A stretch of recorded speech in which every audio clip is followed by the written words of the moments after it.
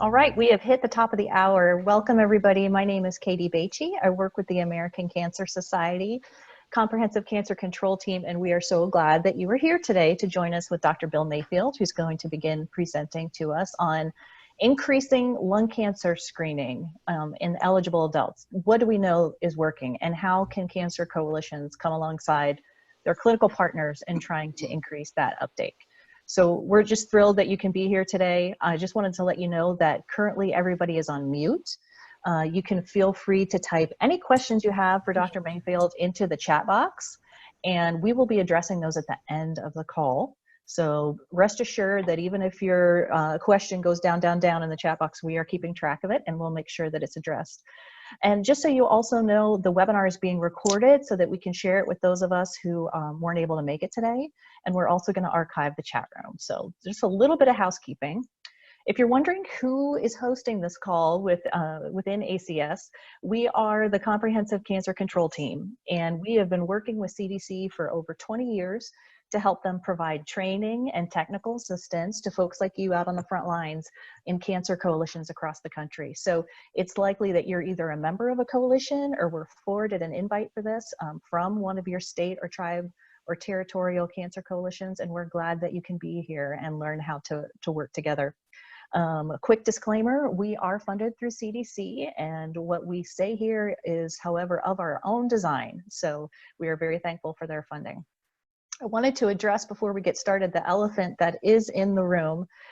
As you might guess, the elephant is the coronavirus. And while we all have been pulled in many different directions and seen life turned on its head in the past month, we wanted to acknowledge that there is still work to be done, and there are still people coming in for care that we need to provide. And so we thought it would be okay to acknowledge the elephant in the room, but realize that elephants have lungs too.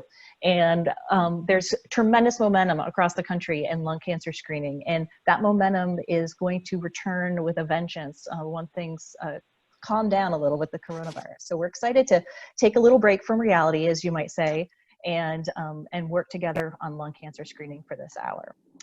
It's time to take a poll before I introduce Dr. Mayfield. You know that if you've ever been on a call with us, ACS is committed to measuring our work, and we want to know if what we're doing is effective. So Todd, if you wouldn't mind, you can share the first poll, and we do a pre and post so that we know how you all are doing with what we're trying to convey, whether you're taking it all in and it's sticking, whether it's slipping off, and what we need to do to help you to do your work better. So I'm going to let you take this poll. If you wouldn't mind scrolling down, there are 5 questions. So as you're taking that poll, I'm going to do a little bit of an introduction.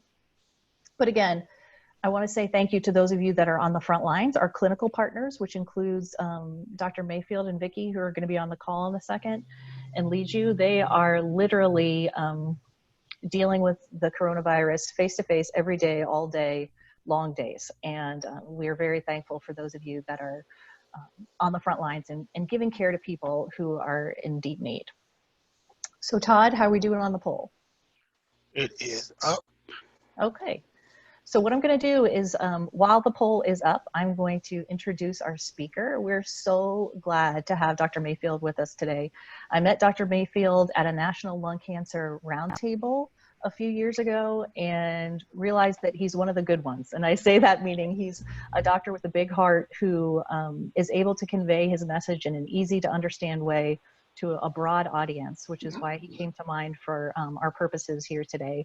He's a practicing thoracic surgeon at WellStar Health System in the Metro Atlanta area. And he co-founded the STAT clinic at WellStar in 2008 as a multidisciplinary thoracic oncology clinic. And then over those next 10 years, that concept has grown exponentially to 5 multidisciplinary thoracic clinics in 4 regional hospitals. And it's even grown to include prostate, neuro-oncology, breast, aortic disease. Then in 2009, he founded the WellStar Lung Cancer Screening Program with Vicki Beckler, who is a nurse and is going to also join our call today. That program is now an independent screening program, and it has 11 sites, and it accrues 1,000 new subjects every year. And Dr. Mayfield's clinical focus, however, is in video-assisted thoracic surgery. He serves as the Chief Surgical Officer of WellStar Health System, and he chairs their Service Line Executive Committee. He's the chair of the Georgia Lung Cancer Roundtable in partnership with the American Cancer Society and the Georgia Cancer Care Committee. And he's a member of the Appropriateness of Care Committee of the National Lung Cancer Roundtable.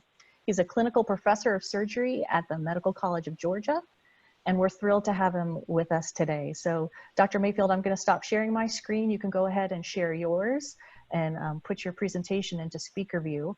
And we're just so glad that you're here and look forward to what you have to share with us. Well, thank you. Let's see if we can share here. And here's the slide deck. You guys are still taking the poll. Yep, you can take down the poll, and then if you just want to do slideshow from the beginning, then we'll have a full screen view of your slides. There we go. There you go. Thanks. Take it away. Thank you. All right. Well, good afternoon. It is afternoon. So very happy to have you here. If you have video, then you can see me, and then this is Vicki Beckler. Vicki has her mask on because she didn't want to infect anybody who was on this call. So she's practicing safe Zoom. It was so very kind of her. Thanks, Vicki. Yeah. So I want to introduce this program first by saying what we're going to give you is a very practical, pragmatic approach to developing a lung screening program. I work with a lot of fantastic people in the National Lung Cancer Roundtable, you know, people like, well, I'll just name a few, you know, Peter Mazzoni and Gerard Silvestri and Dr. Cazzaruni and all that, and they can give you great academic, you know, paper-supported facts all the way. My approach is a little different. We build programs. We make things happen sort of from the ground up in the framework of good literature and good practice. So we're going to give you a practical view. The first thing I want to tell you before we get started is that lung cancer screening is business you already have. And what do I mean by that? It means that mostly these patients will come from your primary care doctors. These patients are already on their panels. They know who they are. And it's a matter of you cracking the code of how to get that primary care doctor to refer them to your program. Second, that you're going to build this program on top of a foundation that you already have in terms of treating, diagnosing and treating lung cancer, and we'll call that our continuum of care of lung cancer. That you want to focus on quality, so we're going to talk about the quality triad.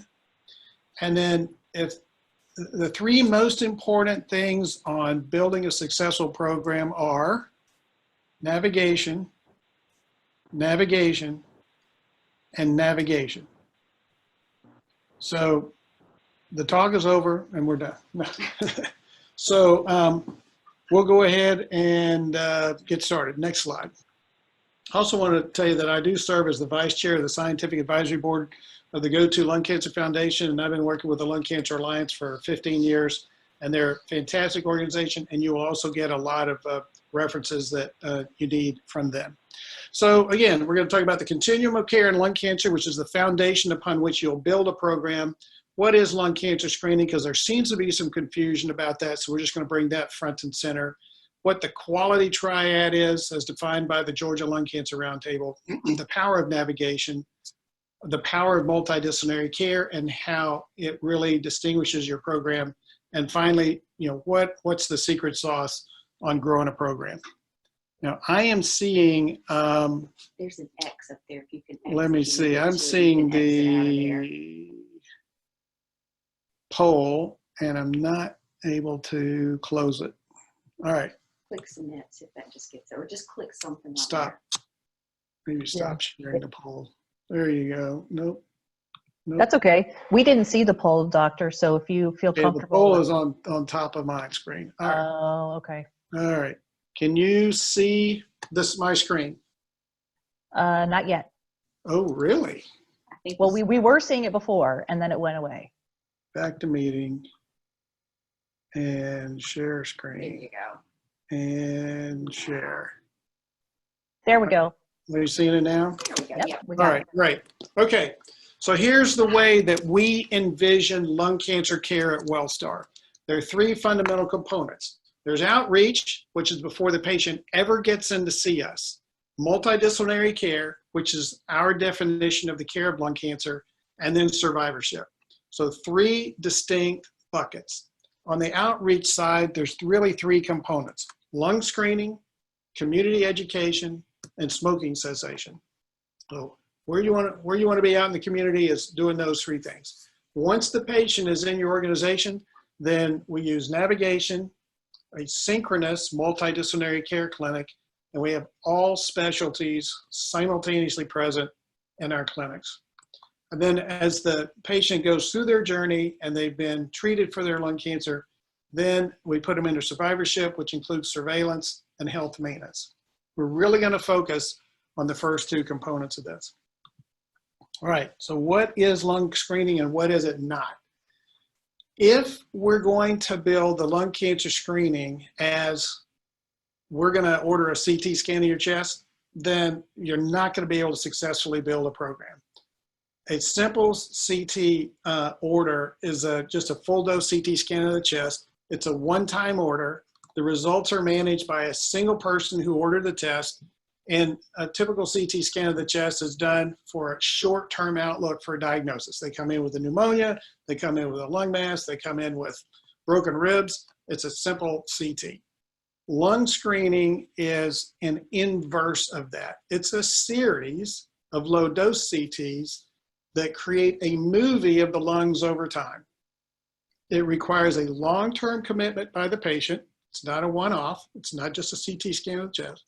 It's a long-term commitment by the patient. It requires multidisciplinary management of subtle changes in that movie. And the management of those changes in the nodules requires judgment, discipline, and consistency. So you want to use the Lung-RADS criteria for managing those nodules and have a great deal of discipline about it. It's not a one-off. So if you're talking to the patient, the CT scan of the chest is, you have a problem now that I'm going to define with an x-ray, and it's going to help us make a diagnosis. When you talk about lung cancer screening, it's not a now, it's you're at risk for a problem in the future. That future risk requires that we scan your lungs at regular intervals, distant into the future until you are no longer eligible for those screens. That I'm not going to manage. Did we stop sharing? Yep, it stopped sharing there for a sec. This poll keeps just popping click up. something. Why don't you just answer that? Yeah, there. Just. Oh, this cracks me up. Sorry about that. We'll see what we That's can all do. right. anything on our end. Okay. The poll keeps popping up. Okay. You want me to go ahead and end the poll? Yes, please. Maybe so. Yes.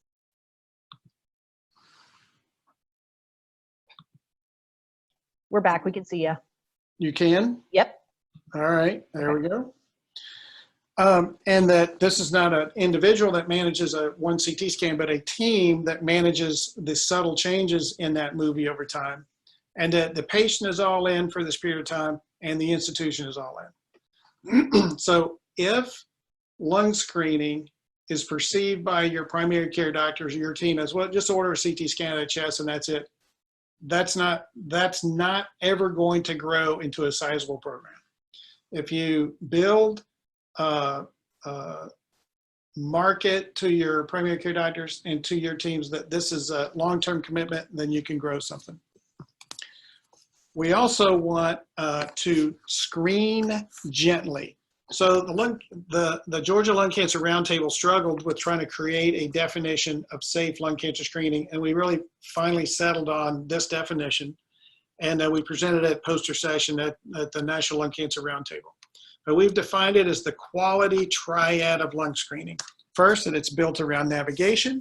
And number two, it's supported by multidisciplinary care, which we will define in the next few slides, and that your site have ACR designation in lung cancer screening.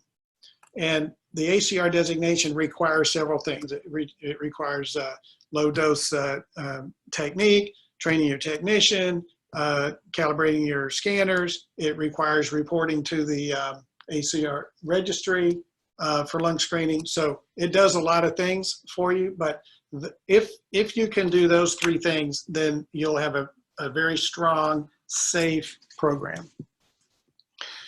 Now we'll get into what really gives your program strength. And I cannot overemphasize navigation, navigation, and navigation. All right. So Vicki Beckler, I think, is one of the world's best lung cancer navigation authorities. Now has left our program and works for Medtronics, helping them stand up programs around the country. Has worked with the Lung Cancer Alliance. Superb. So she knows this better than anybody. What we found is that the navigation is a sine qua non of a vibrant program. We have discovered that the navigator does not have to be a nurse, but it needs to be someone totally committed to the program. The navigator is the glue that keeps all parties together and aligned around this program. They become the subject matter expert on lung screening, on lung rads, on who can do, who's got what skills to do this, what phone call to make to who. They are the overall overarching patient manager. They educate the patient. They communicate results, especially bad news. They navigate the patient through the entire experience, from scheduling to getting the screen done to if there's significant findings, bringing them into our multidisciplinary clinic. And then if they have to have things done through the multidisciplinary clinic, whether it's bronchoscopy or surgery or anything, they are helping walk them through that. And they're the provider of emotional support. The navigator is the fundamental piece that keeps everything going. They are also, to grow your program and make it successful, your liaison to primary care. Primary care is the other real key, and we'll talk about that. And then they perform community outreach. So navigation is key. Furthermore, this person has to have very specific qualities. They have to have energy, because they'll get phone calls after hours. They'll get worried wives and husbands calls. They'll get doctors calling them. This way to Oxford. I thought you lived. Actually, Todd, could you mute everyone, and then we'll unmute Dr. Mayfield? Yeah. Sorry, we're getting someone who hadn't muted themselves, just Yes. do housekeeping.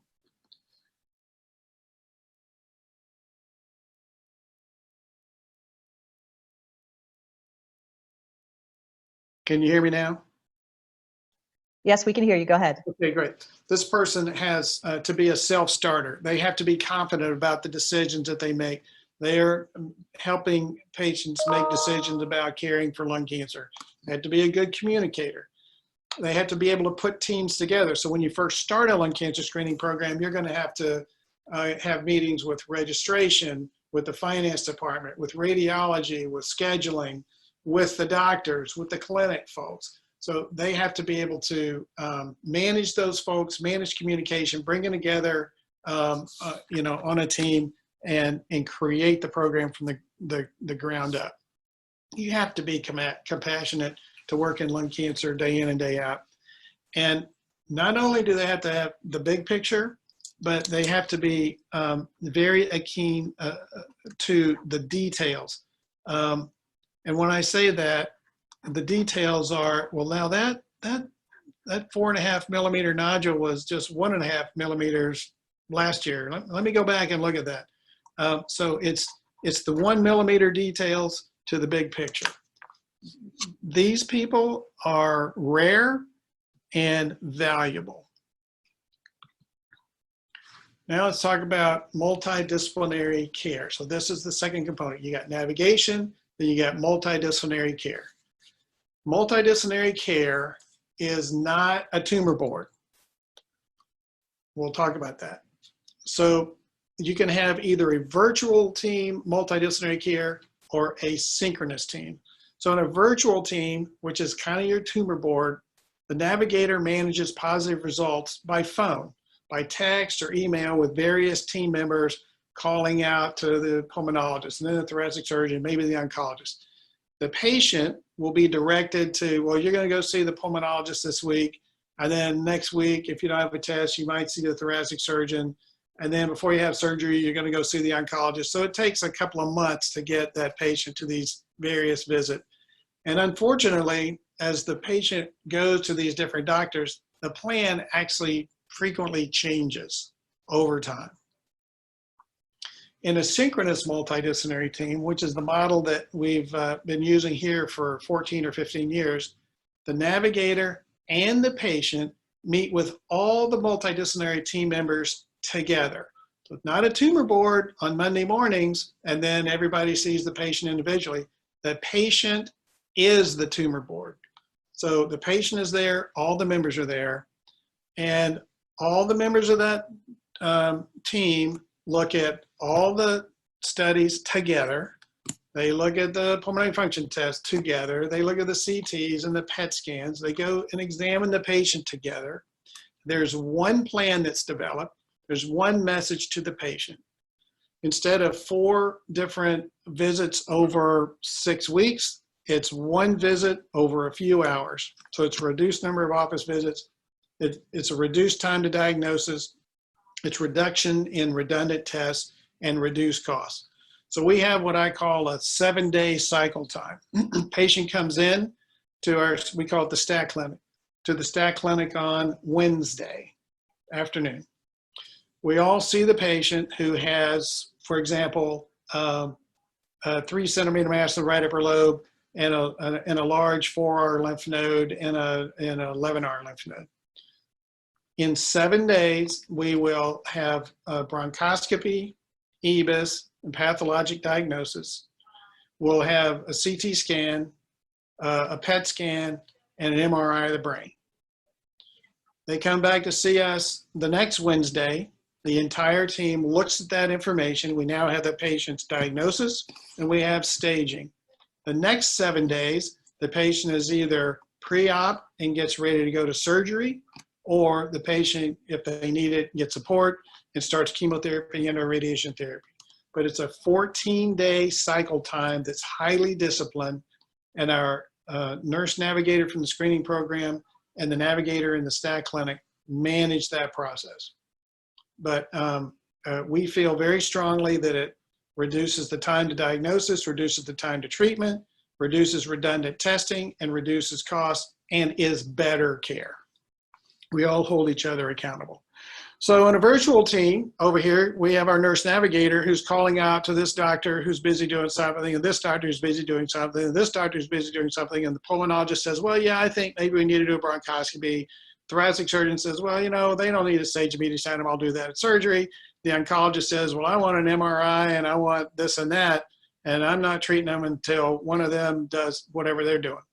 The patient goes to each one and gets a different message. We call that asynchronous management. Over here in the synchronous team, we have everybody looking at the same set of scans, the same set of data, and in 10 minutes, typically, we can all agree on what the next steps are, what's the most effective way to get that diagnosis and staging, and then see the patient back the next week with that information and get them started. So there's a very clear-cut distinction between those two models. Now, we're supposed to be talking about lung cancer screening, but this group manages the nodules in the lung cancer screening program. So the virtual team is physician-centric. Bring the patient to me in my office. I don't have time to come to that clinic. Multiple phone calls, multiple visits, multiple tests, changing plan, increased time to diagnosis, increased cost. It's business as usual. If you want to distinguish your program as a national model for what every other cancer should be doing, then you want to create a patient-centric model where it's one phone call to the clinic, one visit for the patient to all specialties, one set of tests, one plan, and you improve your outcomes and your patient satisfaction. The hardest part about having lung cancer is what? Waiting. And it's cruel to put somebody through a 6, 7, 8 week workup when their disease is rapidly advancing.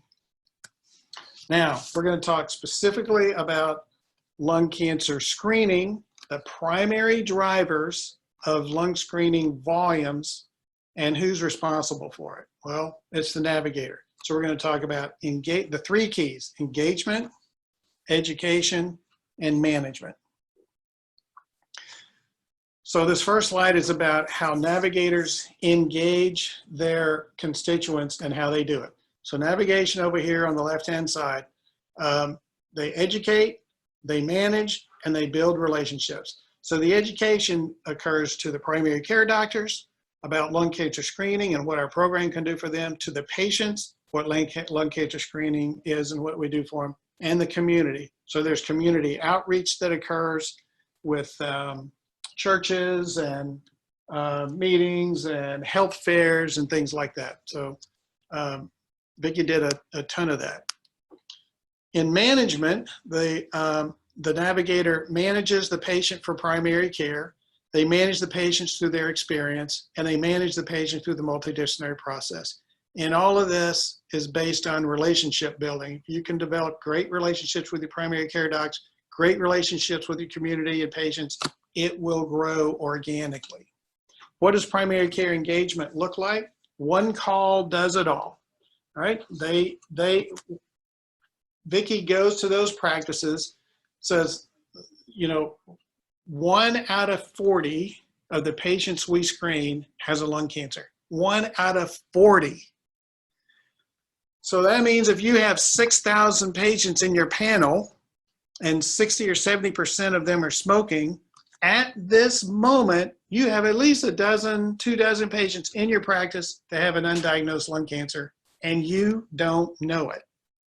So we're going to guide you through the process, and we're going to take your patients through the process to discover who those patients are that have lung cancer, and we're going to take care of them for you. So the primary care doctor now will have information on who to screen, what the process is like, how to create the order, and they will do the shared decision-making visit. So they'll do the shared decision-making. After that, no management is required. It's a fire and forget missile. They send the patient over the lung screening program. Everything is taken care for them. The lung cancer screening program provides reports and updates, and we create patient satisfaction. Our job is to make that primary care doctor look like a hero. For the patient and family, again, it's one call does it all. We manage their process through the screening process. We provide reports and updates to them. We guide them through the navigation process, whether it's just through getting screened again or through the multidisciplinary process. Our job is to create patient satisfaction. So that's done by engagement and relationship building. Next slide is education. How do you build engagement? It's by educating. So this slide looks almost identical to the last one, but you got to educate primary care. We're going to educate patients and educate the community. We're going to manage the patient for primary care. We're going to manage the patient through this process because they've never had lung cancer. They've never had a lung nodule. They don't know what to do or where to go. If you want your program to fail, this is how you do it. You send them for a lung cancer screen. They get a printed report. You deliver the report to them, and there's no follow-up. So this patient looks at this report and says, there's 12 findings on this thing. What are all these little nodules? What does effusion mean? What does, whatever, bronchiectasis mean? If all you do is send them for a scan and hand them a report, your program's never going to grow. You need to manage that patient and manage those findings and engage with them, educate them. So they're managing primary care, they're managing the patients and their results, and they're managing the multidisciplinary process. So what does primary care education look like? Time up front creates long-term relationships. So we provide them with information on how to do the shared decision-making and how to make the order and what the order should look like, because there's specific little check marks that qualify a patient for the lung cancer screening. We also can demonstrate survival benefit to them through delivering to them the results of the NLST, delivering to them the results of the Nelson trial, and delivering the results of our own program. And finally, there are subtleties to nodule management. Is it a GGO? Is it a GGO at the solid center? Is it a solid mass? Is it spiculated? Is there a retraction to the pleura? Is there associated mediastinal adenopathy? There are a lot of subtleties to this nodule management, and we don't expect primary care to manage those nodules. It's our job to do that. So we describe to them what we do and what the benefits are. For the patient and family, same thing. Time up front creates great long-term relationships. We describe the survival benefit of lung cancer screening to them. And then we describe our model of care, and they tend to appreciate that. And finally, service. Service is what navigation and the multidisciplinary team do. It's service to the primary care doctor by saying, if you write this order, we will take care of the process for you. We'll deliver the results, we'll act on the results, and we will keep you in the loop. Service to the patients. If there's a positive finding, we reach out to them, we bring them into the multidisciplinary clinic, we manage them through that experience. And the primary care, for the primary care docs, we own the whole process. We do the scheduling, we communicate the results, we communicate the changes, we manage the nodule. All they have to do is identify the patients in their practice that are at risk. And for the patients in the family, we do the scheduling, we communicate the results to them, we manage their appointments, we navigate them through the multidisciplinary process. So it's really the same thing, but it's just a high service, high touch kind of process. Vicki came up with this, and there's Vicki again. And one key that we found over the years to increase patient retention is to schedule next year's exam at the time of this year's report. So we engage that patient and we send them a letter that says, you had your lung cancer screening, there are no findings of any concern whatsoever. We have scheduled you for, what's this, May 1st of 2021. And then we reach out to that patient a couple of weeks before their scan the next year and make that happen. You want to say something about that? Oh, no. It is the secret sauce. And so, yeah, it's a very systematic process. And actually, it's regardless if it's 12 months or even an interim repeat. We manage all those follow-up appointments. We put the order in advance, schedule it, and when the patient gets the results, embedded in the result letter will be next year's appointment. And that has just worked phenomenal. It works well. Patients love it. Physicians love it. So it's the secret sauce. It's a very innovative approach if you want to increase adherence. So where this has taken us is we've been screening for about 14 years or so. We have about 6,500 patients in the program. We're scanning about 600 patients a month now. Varies a little bit month to month, sometimes a little more, sometimes a little less. But more importantly, without any marketing, without any spending money on newspaper ads or radio ads or something, we are actually registering 80 new patients per month, 80 to 100. Yeah, 80 to 100, which means that by the end of this year, we'll have 7,500 patients in the program, and then the next year, 85, or it grows a little bit geometrically each year. So this is it. Complete continuing care program. This is business you already have. You just need to organize it well into phases of care and make it very clear to your executive team, to your physician team, this is how we're going to do business. The single most important component is navigation, navigation, navigation. This is the person who will drive your program. Synchronous multidisciplinary care is a huge unfair advantage that you will create over anyone else in your region. If you can do it, then you will succeed on many levels. Primary care engagement. If you don't have your primary care docs, then you don't have a source of patients. So you got to engage primary care and treat them as they deserve to be treated for your program. Very high level of service, and schedule a year ahead of time. So with that, 30 minutes in, I'm done. Thank you. It's really easy. You sure make it sound easy. Dr. Mayfield, thank you so much. We've had a flurry of questions in the chat box, and I'm going to hand it over to my colleague, Sarah Schaefer, who's the Managing Director for National Partnerships and Innovation, to lob some questions to you and see what we can address in the time remaining, and then I'll have some wrap-ups at the end. Sarah?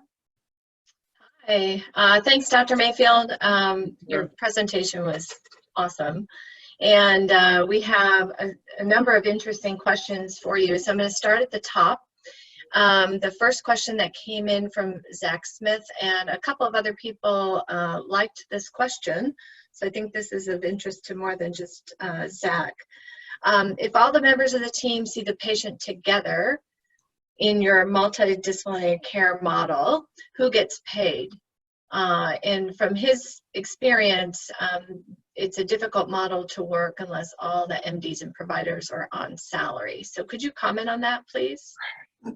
Yeah, so the multidisciplinary care concept has to be something that everybody understands is very important. So everyone who sees that patient that day bills for that encounter. We do have an alarm that triggers that says, you know, this patient's already been billed for an encounter for another provider today, but to the best of my knowledge, you know, we're still getting paid for that encounter. So let's say that the patient obviously has, let me just give you a scenario, obviously has a stage 4 lung cancer. It's a small cell with brain mets. In that case, I may not walk in to see that patient. I can if the patient requests, but the medical oncologist or radiation oncologist will see that patient. So I will not bill for that patient, even though I'm in the clinic that day and with them. I've reviewed the scans with them. We talked about the patient. I'm not going to bill for that. For the pulmonary medicine physician and medical oncologist, they could see more patients if they were in their office seeing, you know, 15 patients that afternoon, rather than say 6 to 10 patients in the stat clinic.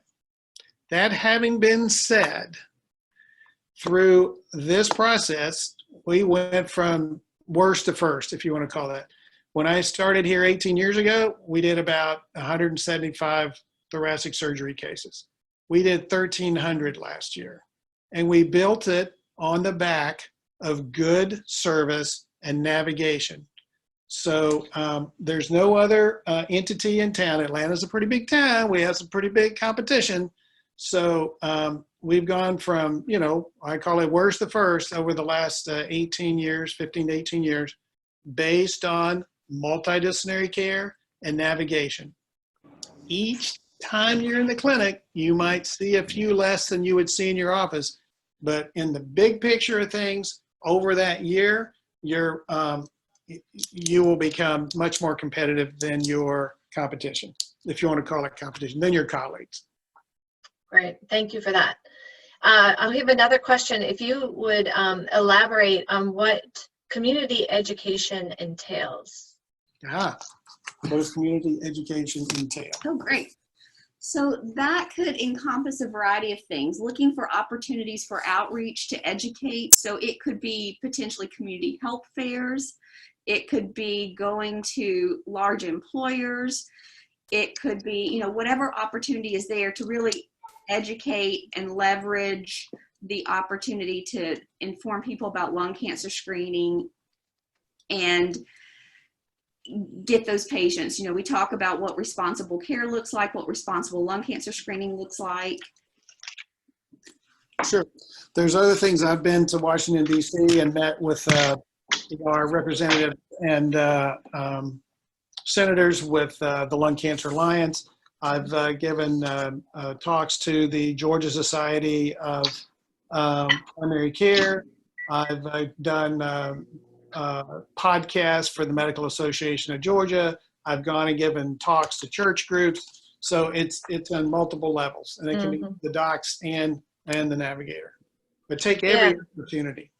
Great, thank you. And I'll just add to that myself. Katie Beatty and I were communicating about this during your talk, and see that this is a great opportunity for members of your lung cancer roundtable at your state or the Comprehensive Cancer Control Coalition members, and really helping to engage those partners in building out your community education opportunities. Yes, and we have a great constituency, a great group on the state wide lung cancer roundtable. We have about 100 folks that come to our annual meeting, and then we have about 20 folks on our executive calls once a month, and we're all learning from each other all the time. So we have public health on there, we have American Cancer Society there, we have pulmonologists, radiation oncologists, thoracic surgeons, and so that's a great way, and primary care. And that's a great way for us to educate each other and then find opportunities for each of us to go talk to each other's groups. Great, wonderful. One additional thing that people don't often think about is even your local Chamber of Commerce. We've even leveraged that, where we've gone to Chamber of Commerce luncheons, set up tables, sponsored luncheons where you will have many, many employers there. And so that creates opportunity for outreach as well. Yeah. Wonderful. The greatest success will be with your primary care docs. So I'm going to move on to the next question. Our biggest issue, this is on the one of the key driver slides. Our biggest issue is obtaining orders and the correct order for the follow-up scans. It takes multiple back and forth communications. How can you schedule next year if you do not have an order? So you want to explain how you do that? So we have that built in. She'll tell you how you do it. Take the mask off.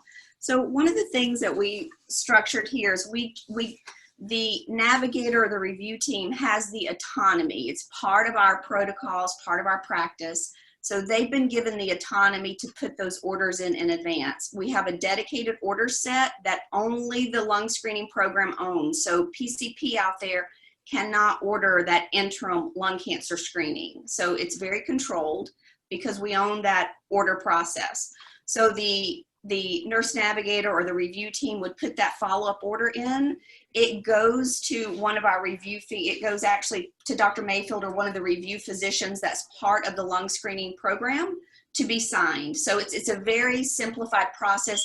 It can be set up. Any organization across the country can do this. I mean, I'm familiar with all the different EMRs.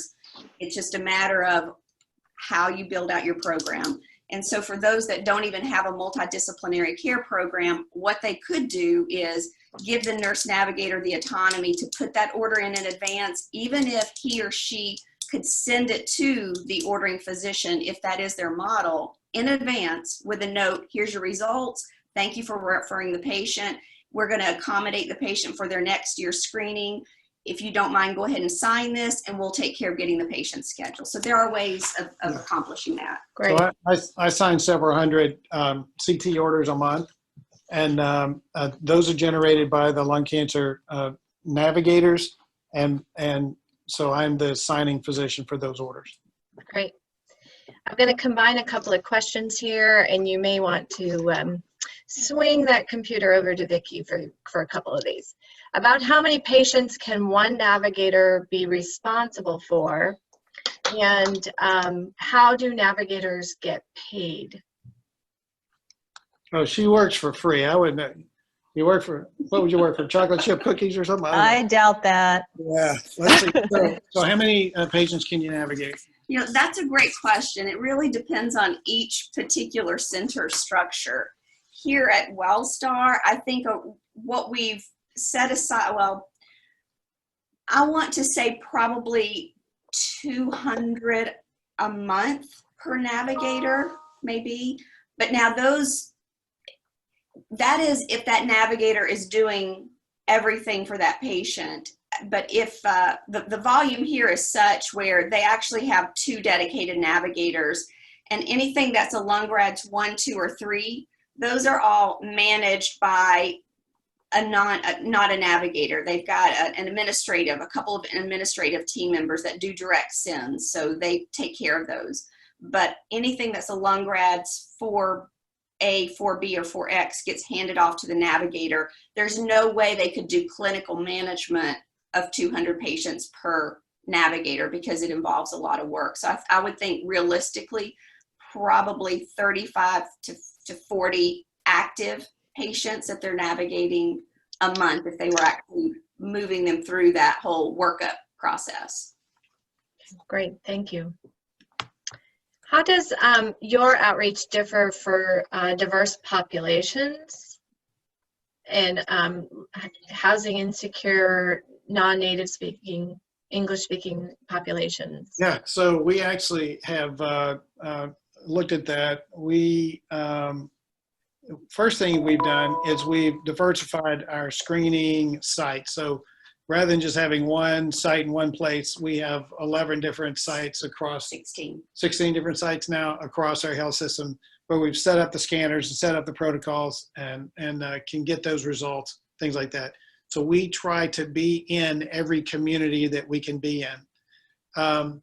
Our retention rate is lower in those populations that don't have transportation, sometimes don't have their phone all year round kind of thing. So we do what we can do, but we still go in and educate in, for example, in churches or in communities that, every community that's in our service area.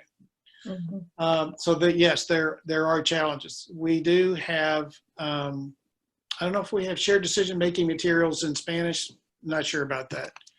But we try to be in every community that we serve, and that's a characteristic of WellStar. And you do have foundation funding, so there's no barriers. So there's also the concern about how can some of these people afford lung cancer screening if it costs money. So through the success of the program and through the number of lives that we've been able to affect and or lives save, this has generated a significant amount of philanthropy. So we have a foundation account where if someone can't pay for their screening, we get it paid for out of our foundation. So no patient, no qualifying patient is ever turned down. So. Right. I'm going to go back to the multidisciplinary team concept, and this person talks about the struggles she has seen in different facilities that she's worked. Things are always falling through the cracks.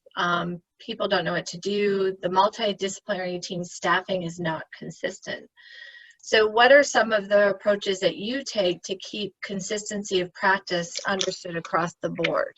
Sure. So our multidisciplinary team is a real-time synchronous, everybody's there. There is a navigator of that multidisciplinary clinic.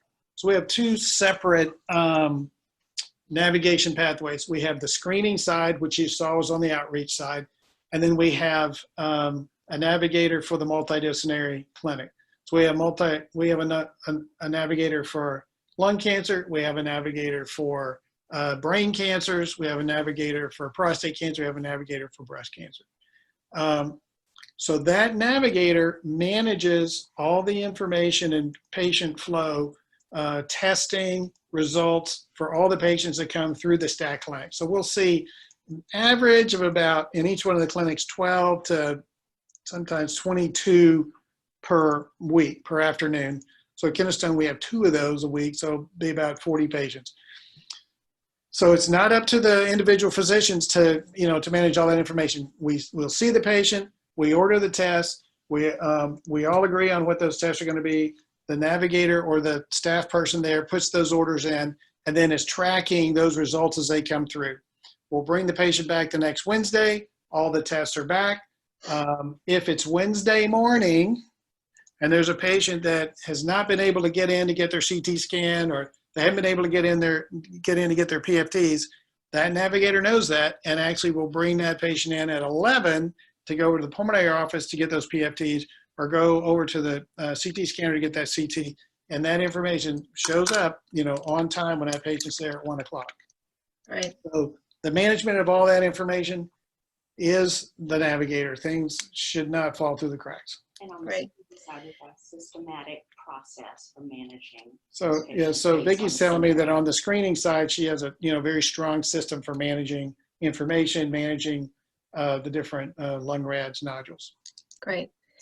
For those, you'll notice the poll is up on the screen. So I invite all of you to complete the post poll for us. I do have a few more questions, and Katie, I believe Dr. Mayfield and Vicki have a few more moments Oh, yes, to answer a please couple do, more. yes. Great, thank you.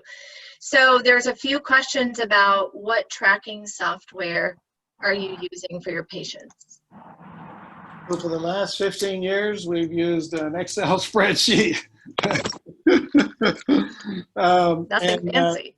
And actually right now, we're installing the Medtronic Philips in vivo software, Lung GPS software, that we hope is really gonna, smooth things out, and it'll give us, automatic work queues and automatic, red flags and that kind of stuff. But up to this point, things have been on Excel spreadsheets, which includes, cumulative data, when nodules were discovered, what the pathology was, what the stage was, where they got, all that's been managed manually. And it's time for us to, enter the 21st century. So we're doing that literally in the next couple of weeks. We'll be up and running. Great, thank you. So I'm trying to see where I can combine questions. We do have a question here, and maybe this is a navigation issue. How does your program help ensure patient issues around billing for screening are resolved? Although plans are supposed to be ACA compliant and cover it 100%, that doesn't always happen. And patients are really struggling when they find that they're receiving an unexpected bill. How does your program assist with that? That is probably our single greatest time consumer, and here she is. Yes, so we solved for that. And because what happens, and if your centers think you don't have this problem, you've got this problem, it happens on the backside and you don't realize it. Because our process is so one-stop, or a one-stop shop, when patients would get a bill, they would complain, they'd reach out to us, so we were aware of it. So what we did is we've been able to, we kind of own that pre-certification process. We make sure everything is right. And then if a patient gets a bill, if they call us, then obviously we step in and we look to see, did we submit and send everything right? If so, we follow a process for getting it resolved. If the patient calls a number because they get a bill, that billing department has been put on alert. They understand that any complaints for lung cancer screening gets bounced back to the lung screening program. And so they're able to manage and keep that taken care of. So, and it works. No one's perfect, but that process works really well. Mm-hmm. Great, thank you. Can you talk to us about how you do tobacco cessation? Oh, that's great. Great question. So one of the things that we've done, and we did this early on, when the patient comes in for their lung cancer screening, we have an intake document, and it's an intake form, so we would get and gather some information. That document gets uploaded into their EMR, and for many, many years, we had a readiness to quit. We would assess their readiness to quit and offered for them to receive a stop smoking kit. Well, we had to kind of transition couple years ago, and what we did is we partnered with the state of Georgia's Tobacco Quit Line, and we became the first healthcare organization in Georgia to actually be the liaison for this. So now it can be replicated with other healthcare organizations in Georgia. But on our intake form, we assess readiness to quit, and if the patient is wanting to access the quit line, including nicotine replacement therapy and one-on-one counseling, they indicate that on the form. They're giving us permission to submit their data to the quit line, and that's been built into the EMR. So when they indicate that, the result coordinator sees this patient wants tobacco cessation assistance, and we just fax that to the tobacco quit line, which is wonderful because then they actually send back a very detailed report individually on each patient.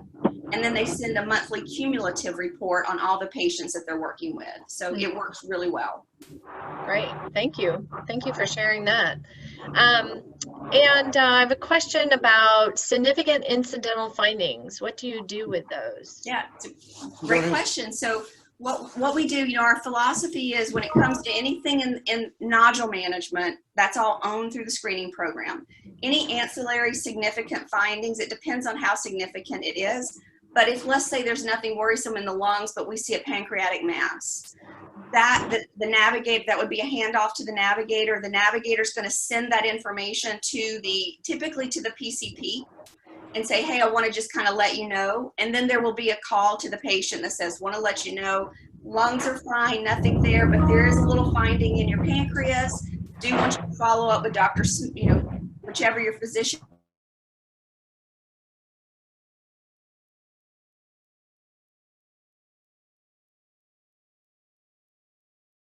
Hang on, folks, we were having some background noise, so let's just make sure that our speakers are off mute, Todd.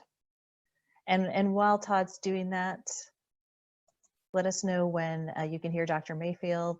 Hang with us, folks. Don't leave us yet.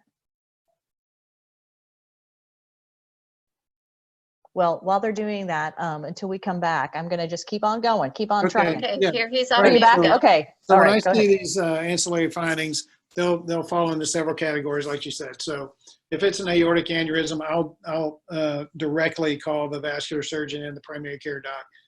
Pancreatic mass, we'll take care of the thymomas, we'll take care of the lung stuff. And things concerning the cancer, you usually look at them and Yeah. the care team in the clinic will. But and sometimes it'll warrant that the patient actually comes into the STAT clinic and we go over the findings with them. I don't want them to find that information out, particularly if it's quite significant from anybody else, or they need to be cared for. So we bring them in, talk to them, and then manage that patient with their primary care doc. If they don't have a primary care doc, we ask them if they would like us to make some phone calls for them and have the doctor call them. And 99.9% of the time, they want the vascular surgeon or oncologist or somebody to call them. Great. Yeah. Katie, I think I am turning it back to you. I wanted to let folks know that we will address the questions that we did not get to and send those around. So thank you, Dr. Mayfield and Vicki. Absolutely. Thank you so much, Dr. Mayfield and Vicki, for joining us and presenting today. I learned a ton. I have pages of notes because I'm a fast writer, and we look forward to addressing some of the questions that were left in the chat box. But quickly, before folks leave, wanted to let you know of 2 resources that may be of interest to those on the call.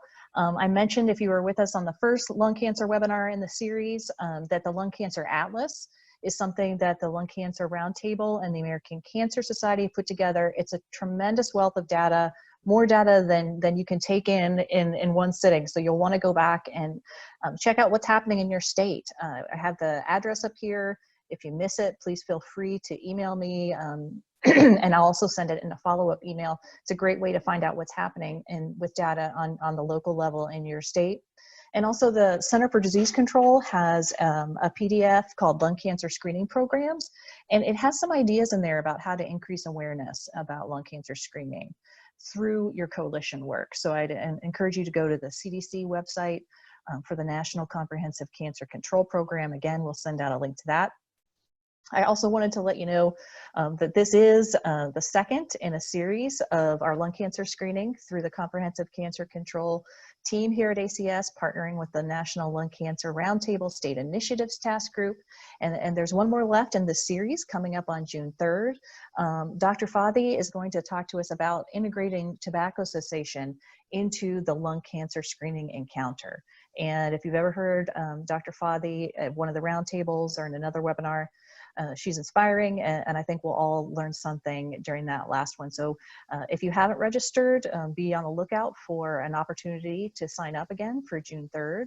And we look forward to seeing you on that call. I also wanted to let you know, we've had a lot of questions about the Surgeon General's report. You know, it's a report that comes out and it's thick, it's dense, it's hundreds of pages long. And what does it mean for us on the front line with comprehensive cancer control? So we've decided to add a webinar, so to speak, to our lung cancer health series in 2020. And so at the end of June, we're going to partner with the Center for Tobacco Control within ACS and actually have one of the contributing authors for the Surgeon General's report be with us and talk about what's new with this report and what does it mean for those of us working together in cancer coalitions around the country. And Linda Bailey, who's with the North American Quitline Consortium, is going to talk about quitlines and their relationship with coalitions and what we can do. So be on the lookout in the next week for a registration for the webinar. You can see the link there, but we'll make sure that it's in your inbox within the next week. So thank you everyone for being a part of today's webinar. We're just coming up against 2 o'clock, and I can't thank you enough for taking an hour out of, I know what is a very uncertain time in all of our lives, but I felt energized, and it was nice to focus on something other than COVID and realize that there is change to be done in lung cancer screening, and we can all be a part of it. So thank you so much, and thanks again to Dr. Mayfield and Vicki, and we look forward to seeing you again soon. Katie, I do want to add, can you hear? Sure. Yes. For those that are still on the phone, any of the navigators, if they are not familiar with the GoTo Foundation, I would really encourage them to reach out to the GoTo Foundation. They have an excellent screening and care conference that they do every year for navigators and building your screening programs. It's the best out there. Wonderful. And they have a wonderful Centers of Excellence designation. So that's something for them to absolutely look into. All right. You know, we're going to send out a follow-up email to this webinar with some resources, and I'll make sure that that's a part of it, Vicki. So thank you for that. Thank you all. All right. Wonderful. Have a great afternoon, everybody. Thank you. Mm-hmm.